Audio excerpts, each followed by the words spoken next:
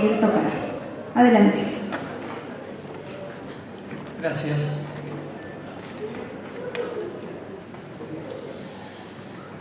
Coincido con el expositor que me precedió, con el doctor Aguirre. Me parece importante ver cómo funcionan los sistemas, el sistema internacional, como lo describía en un principio, ¿no? Organismos internacionales con ciertas características.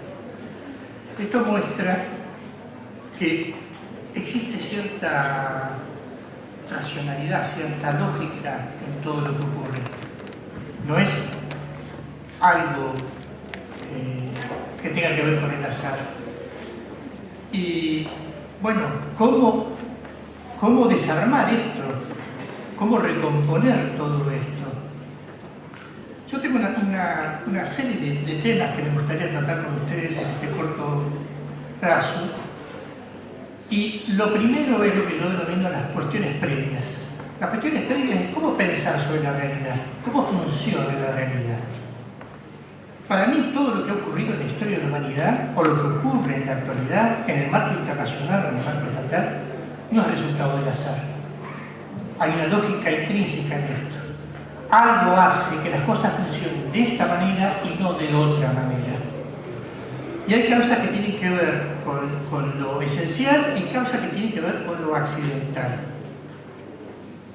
Hay una correlación entre lo que yo denomino los tres parámetros fundamentales de cualquier sistema: poder, orden y justicia. Poder para mí es la variable independiente. Si yo no tengo poder, no puedo establecer pautas de orden. Ningún sistema puede vivir en anarquía, por lo tanto el orden es necesario. La pregunta es, ¿qué tipo de orden? ¿Y quién es el que maneja ese orden? Tampoco, si no tengo poder, puedo administrar la justicia, ni desde el punto de vista judicial, esto es exigir el cumplimiento de normas o sancionar por incumplimiento, o desde el punto de vista de la equidad, porque si no existe capacidad de establecer equilibrio en la aplicación de beneficios y de obligaciones, pues todo termina mal. Estos tres parámetros son los parámetros necesarios para que podamos pensar sobre la realidad. Es dentro de un orden determinado, con un poder determinado y con una administración de justicia determinada que ocurren los hechos que denominamos de violencia, o que se puede controlar o se puede evitar que ocurran estos hechos de violencia. Un segundo elemento, que es, bueno, aquellos que no están satisfechos con lo que están recibiendo, ejercen demandas, reclamos, por lo tanto se transforman en desordenadores. Si al sistema no le conviene, como decía el doctor Aguirre, ¿no? El caso de Naciones Unidas, controlada por el Consejo de Seguridad, que son las principales potencias, las más poderosas, si no le convienen los reclamos que hay, ¿qué es lo que hace? Restaure el orden, vuelve a poner el orden. De la justicia hablaremos más tarde.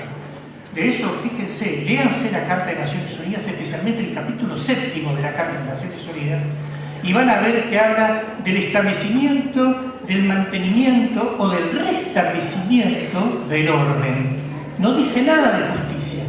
La justicia es la justicia de los ordenadores, y los ordenadores son los que tienen poder.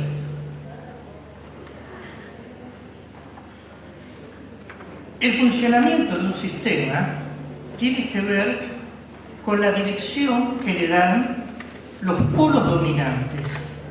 Cuanto mayor cantidad de polos hay, mayor cantidad de distribución y de equidad puede darse. Pero cuando se concentra en muy pocas manos, esto genera una situación totalmente asimétrica, de manera tal de que muy pocos controlan a la mayoría, y los que están abajo, el único recurso que tienen es generar demandas, pero en muchos casos entre límites muy estrechos. Bueno, esta configuración se hace a partir de los valores dominantes. Digamos que en la historia de la humanidad sabemos que los valores dominantes son los valores de los dominantes. Estos de los que tienen el poder el control. América Latina, en general, ¿qué tipo de valores ha tenido? Yo diría que desde la época de la colonización, hace 500 años, hace más de 500 años, nosotros hemos sufrido un proceso que se denomina de glotofagia. La glotofagia es la fagocitación de la lengua materna y de las costumbres. Llegó el colonizador y a los nativos le quitó su lenguaje, le impuso el lenguaje del colonizador, le impuso la religión del colonizador y le impuso las costumbres del colonizador. Esto, autores como Foucault, como Michel Foucault, un sociólogo importante, le llama el régimen de la verdad. El régimen de la verdad es cómo tenemos que pensar, qué es lo que está bien y qué es lo que está mal. ¿Quién dice qué es lo que está bien? El dominante, el que controla los valores. ¿Y quién dice que está mal? El mismo dominante.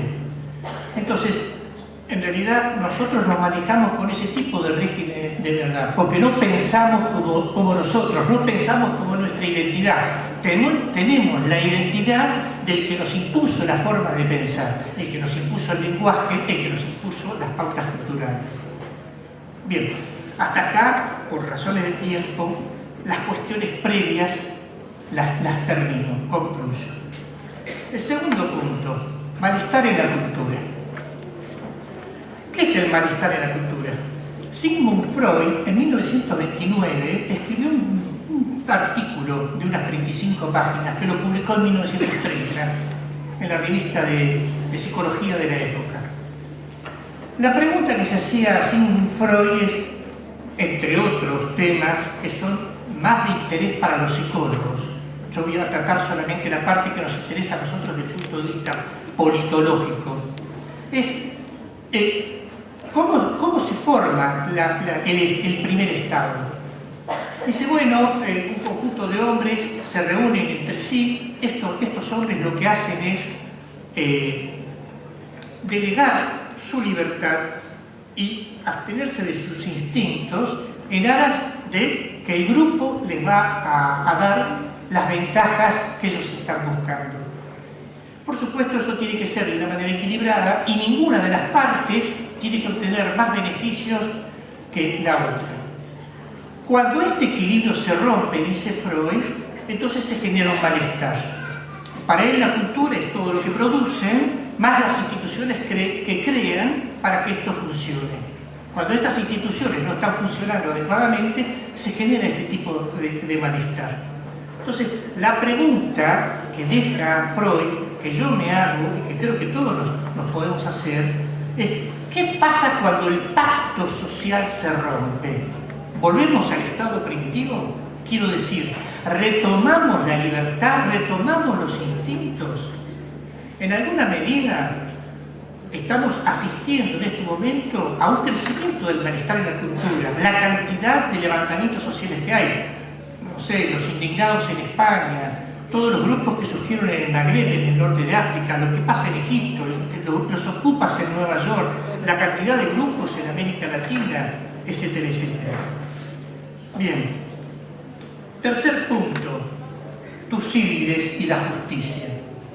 Tucídides fue un general ateniense en el siglo IV a.C., contemporáneo de Aristóteles. Atenas era un pequeño imperio en ese momento y Esparta era otro pequeño imperio, imperios locales. Estos dos imperios estaban en guerra, se conoce como la Guerra del Peloponeso. Esparta vence a Atenas. Y la pregunta que se hace este general ateniense, Tucídides, es ¿qué errores cometimos los atenienses para haber perdido la guerra? Entonces se escribe la historia de la Guerra del Peloponeso, tratando de buscar la lógica, la racionalidad de lo que hicieron, de lo que deberían haber hecho y de lo que no deberían haber hecho. No solo para ese momento, sino para el futuro. Yo me voy a dedicar solamente a un aspecto del análisis que hace Tucídides que tiene que ver con la justicia. Y él dice, la justicia solo se da entre iguales, solamente se da cuando existe equilibrio de poderes. De arriba para abajo, dice Tucídides, no hay justicia, hay un proceso de dominación. Está la justicia del dominante. Es lo que el doctor Aguirre decía en el caso de Naciones Unidas. La justicia se da de arriba para abajo, pero según los principios que el dominante tiene y no los que el reclamante o el demandante se plantea. Entonces, ¿qué es lo que hay que hacer en este caso? El que está por abajo, para poder lograr los objetivos, tiene que construir poder. Y Tucídides le dice que esto tiene que ser de manera prudente, de manera inteligente, subrepticia. O sea, que el que está por arriba no crea que va a perder las ventajas. Bien, el cuarto punto, el tema de la violencia. El tema de la violencia, que creo que los expositores que me van a seguir lo van a tratar de manera mucho más concreta. Yo quiero dividirlo en violencia de arriba, violencia de abajo y violencia por omisión. La violencia de arriba es aquella que tiene que ver con el abuso de poder, con la represión. Es la generadora de violencia. En general, los estados en este momento, al no cumplir con las funciones para las cuales fueron creados, son provocadores de violencia desde abajo. ¿Cuándo se da violencia de abajo? Hay un autor, un psiquiatra norteamericano que estudió todo el movimiento de los negros en la lucha por los derechos civiles, que se llama Rollo May, que dice que la impotencia es la generadora de la violencia de abajo. Cuando yo ya no sé qué hacer, ¿qué es lo que hago? Me torno violento, trato de conseguir las cosas de la manera en que pueda. Está la violencia por omisión. La violencia por omisión tiene que ver con la indiferencia, tiene que ver con el individualismo nefasto. Hay un poema de Bertolt Brecht que algunos dicen que en realidad es un sermón de un pastor luterano en Semana Santa de 1946, de apellido Niemöller. En este poema dice: primero vinieron por los comunistas, pero yo no era comunista, entonces no me metí. Después vinieron por los sindicalistas, pero yo no era un sindicalista, entonces no me metí. Después vinieron por los judíos, pero yo no era judío, entonces no me metí. Después vinieron por los curas y yo no era religioso, entonces no me metí. Después vinieron por mí y ya no había nadie para decir nada, entonces nada pude hacer. Por último, quiero tratar el tema de lo que llamo la cultura de la satisfacción. John Kenneth Galbraith, un economista que fue asesor del presidente Franklin Delano Roosevelt y a posteriori el presidente de Kennedy, escribió en 1980 un libro que se conoce, que él tituló como Cultura de la Satisfacción. En ese libro trata de analizar la conducta del poderoso y del que carece de poder. Hace una descripción muy interesante y dice: hay dos tipos de satisfecho. El satisfecho por arriba, aquel que tiene todo y que es indiferente a lo que le pasa al otro. A mí no me pasa, es un problema que tiene que resolver él. Ese es un tipo de satisfecho y un generador de violencia. Pero por abajo, dice, también hay otro satisfecho, una satisfacción que es más bien perversa, el hecho de me conformo con lo que tengo, o como se trata de la fatalidad, las cosas son porque Dios quiso, o yo soy un ignorante, por lo tanto nada puedo hacer. Entonces me satisfago con la situación que me ha tocado. Esto es un tema que también genera violencia. Bueno, se me ha agotado el tiempo, les agradezco la oportunidad.